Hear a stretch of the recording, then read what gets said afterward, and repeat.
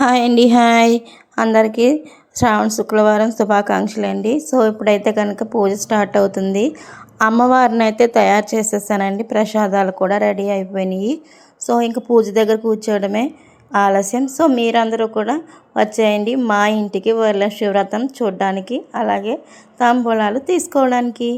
సరేనా friends, start చేసేద్దామా? సరే అయితే వచ్చేసేయండి మరి. అలాగే షేర్ చేయండి, లైక్ చేయండి, కామెంట్ చేయండి ఫ్రెండ్స్.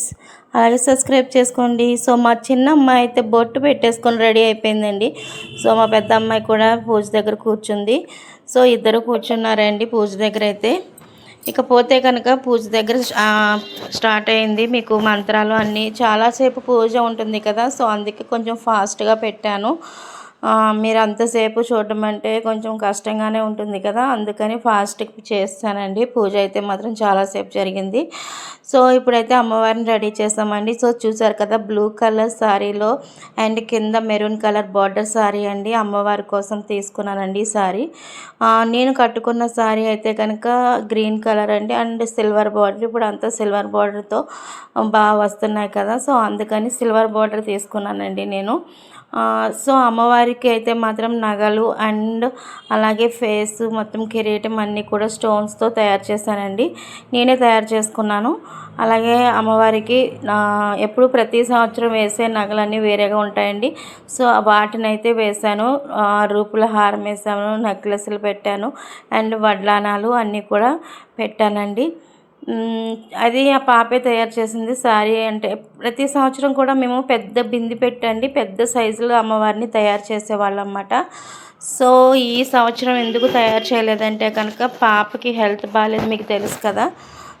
అండ్ ఇంకోటి ఏంటంటే బాగా జర్నీ చేసి వచ్చామేమో, కొంచెం హెల్త్ ఇష్యూస్ కింద కూడా ఉన్నాయి, ఎవరికి బాగాలేదండి. అందుకనే పూజ చేసుకుంటున్నాం కానీ పెద్దగా తయారు చేయడం అయితే చేయలేక చిన్న సైజులో పెట్టామన్నమాట, బింది పెట్టకుండా వేరే స్టైల్లో చేసామండి ఈ సంవత్సరం అయితే కనుక.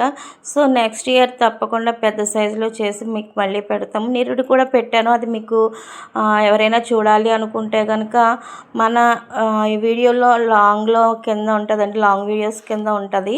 సో చూడండి ఎవరైనా చూడాలనుకుంటే కనుక.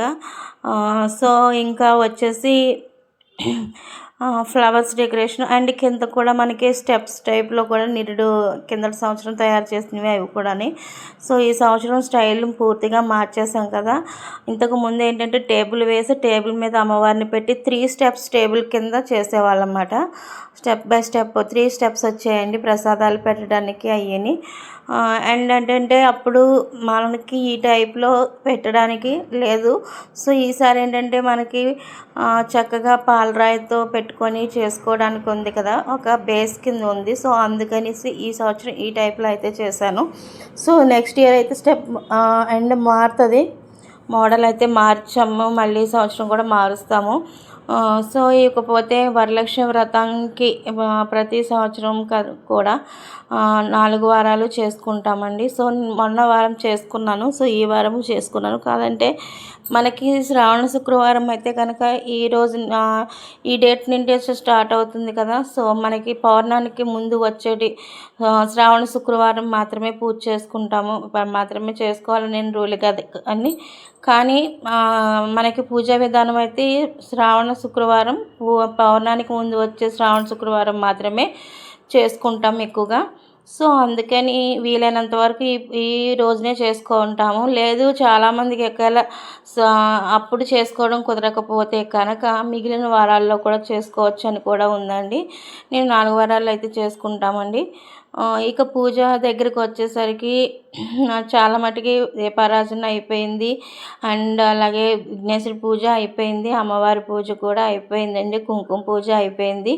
ఫైనల్గా మనకి మంత్రపుష్పం ఉంటుంది కదా, సో అక్కడ దాకా వచ్చేసాము. మంత్రపుష్పం కూడా తిరిగేసాము, అమ్మవారి దగ్గర వేసేసాము. ఇంకా కథ చెప్తున్నారు పంతులు గారు. సో కథ మనం అక్షంతలు పెట్టుకొని కథ అయితే వింటున్నామండి. వరలక్ష్మి వ్రతం కథలో వచ్చేసి చారుమతి దేవి అనే ఆమె కళలో కనిపించి వరలక్ష్మీదేవి ఇలాగ శ్రావణ శుక్రవారం ముందు వచ్చేటి శుక్రవారం నువ్వు పూజ చేస్తే నీవు కోరుకున్న అన్ని కోరికలు తీరుతాయని ఆ అమ్మవారు చెప్పడం, ఆమె అత్తమామలకి అందరికీ చెప్పడం, వాళ్ళు చేసుకోమని ఆమెను అనడంతో సో ఆమె చేసుకుంటారు. పూజ చేసుకోవడం వల్ల ఆమెకి అలాగే ఆమె పూజకు పిలిచిన వాళ్ళందరికీ కూడా ఎంతో మంచి జరుగుతుంది. కాబట్టి అలాగా ప్రతి శుక్రవారం ప్రతి శ్రావణ శుక్రవారం ముందు వచ్చే శుక్రవారం అందరూ కూడా ఈ పూజ చేసుకోవడం, అనుకున్న కోరికలు నెరవేర్చుకోవడం అన్నది ఖచ్చితంగా జరుగుతుందండి. సో కాబట్టి ఈ పూజా విధానం అలా ఉంటుంది. సో మా హస్బెండ్కి అయితే నేను ఇంకా తాంబూలం ఇచ్చేసాను. ఫైనల్గా పూజ అయిపోయింది. తాంబూలం కూడా ఇచ్చేసానండి.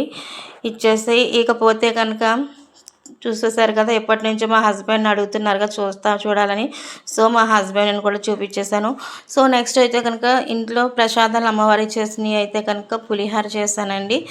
అండ్ ఇంతకుముందు ఎప్పుడు కూడా 11 రకాలు చేసేదాన్ని.